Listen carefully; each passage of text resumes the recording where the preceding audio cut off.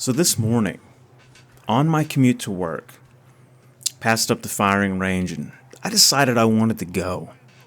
Nothing fancy. I got a red dot yesterday. Decided I wanted to zero it. Sometimes I do this instead of getting breakfast. The point is, this wasn't supposed to be an all-day affair. This is just get in, zero the red dot, then go to work, get ready for my meetings. But that's not what happened. We need to talk about boomers at the gun range.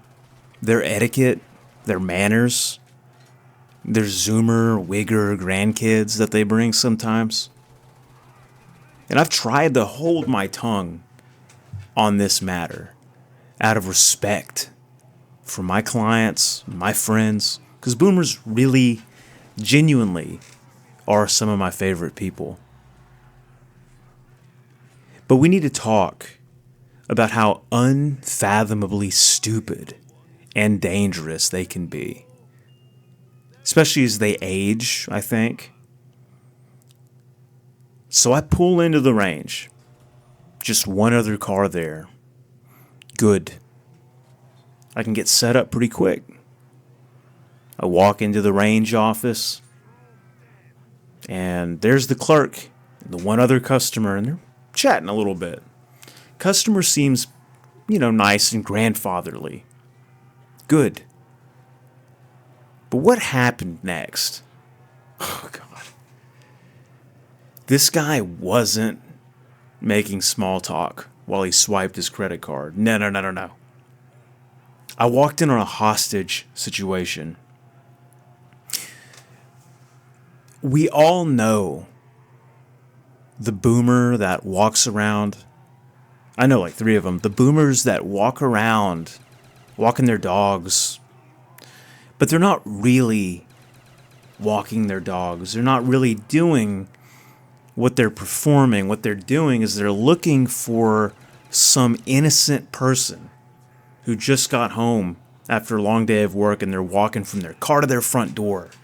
Or somebody, a dad, young father, who just put the ladder against the house so he could go climb up on that roof and hang up Christmas lights for his kids. These boomers are looking for those people so they can draw them in to the longest conversation they've ever had in their life. And that's what was going on at this gun range. The thing about these boomers is they're not really looking to have a conversation with you. They're not looking for an exchange of dialogue. No. You can't get a word in. They're going to sit there and they're going to tell you about their whole life in excruciating detail that you couldn't give less of a shit about. And they're going to sit there and get off to that. The fact that they're technically doing everything politely, so it would be rude if you were to say something or excuse yourself or ask if you could pay at the register before they're done. And they never finish. That's what was going on here. This guy had the clerk, and now he had me stuck in this time warp of a conversation. He was complaining. He's doing the boomer thing. Oh, my wife. He's complaining about his wife. If wives would just close their ears, or close their mouth and open their ears, things would be better. And then he started talking about his childhood. He started talking about a hunting trip him and his dad took. And they heard a deer run, and he said, oh, we were the poster children of gun safety. Me and my father, we had those loaded guns, and we were sprinting through the forest. My father tripped. And my father always told me, son, if you fall with a loaded rifle, you'd never land on it. What you do is on the way down, you throw that rifle any direction as far as you can, so that if it goes off, then maybe it won't hit you. That should have been the red flag.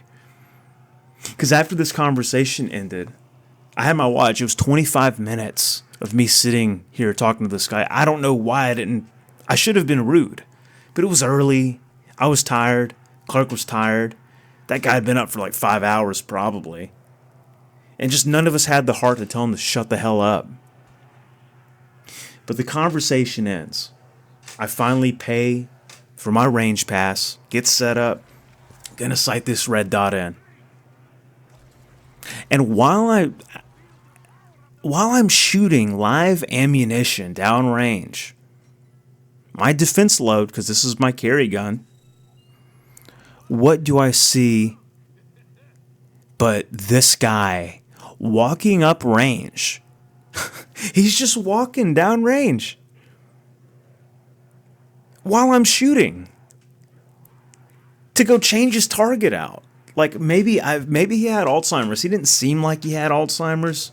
I'm kind of making him sound like he had Alzheimer's, but he seemed like normal.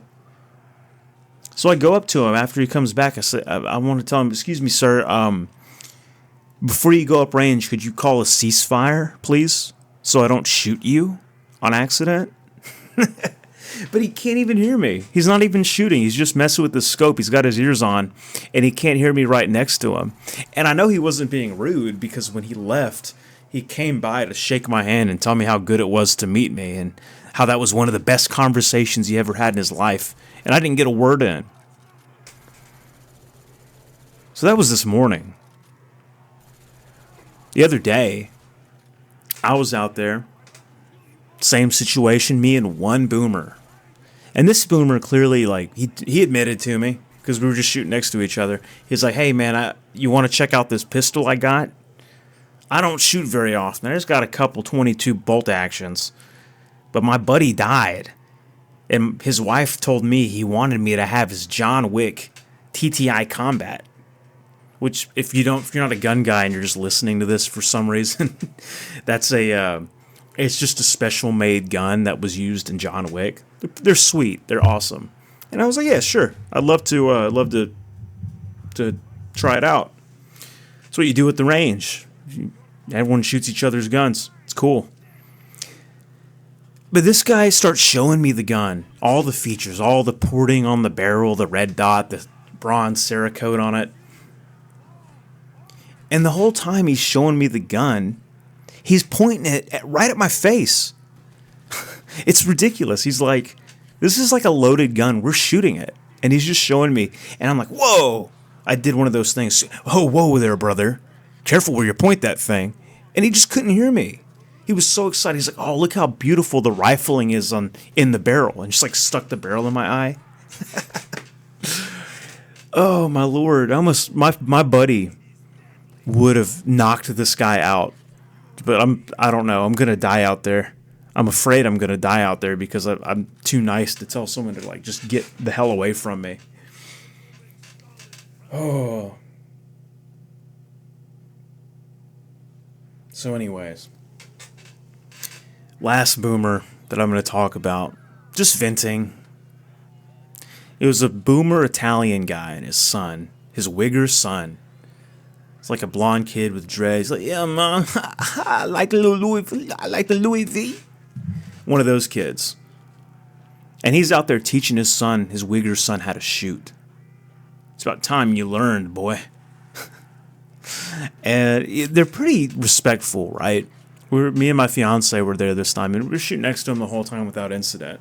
But I asked for a ceasefire. I need to go put up another target. Our target is made of holes now. I need a clean target. And they're like, yeah, go ahead. He's like, son, you got to put the gun down. Son's like, I see, you know how it is. So we go put up another target. And when we get back, and I'm like, all right, good to go. I hear him. He's like, son, now listen to me, son. You got to quit holding the gun sideways like you're some kind of hip-hop gangster. You need to shoot it with both hands. Go ahead, son. This is your moment. See that clean target they just put up? Go ahead. Do your best. And I can hear this through my hearing protection. My ear twitched. I was like, what? Excuse me, what? And before I know it, this wigger is just like putting holes in my target. And it was the same thing. It was just this. it was this lack of awareness, because they weren't mad. They weren't like, I don't know how to describe it. They weren't rude. Again, same thing when they left. Or, hey, it was very good shooting next to you. Y'all take care. Hopefully we see you again. They weren't like puffing their chest out. They were just blissfully unaware of what's appropriate and not appropriate in public. So I don't know. At the range, in traffic, especially with boomers, who I always thought boomers were the rule keepers. I was wrong. I mean, this is what I thought when I was a kid. But I always thought boomers were the ones who were strict about gun safety and traffic safety. But I noticed, like, in traffic too, I'll make a separate video about that. In traffic, at the range, in any domain where boomers are operating dangerous equipment,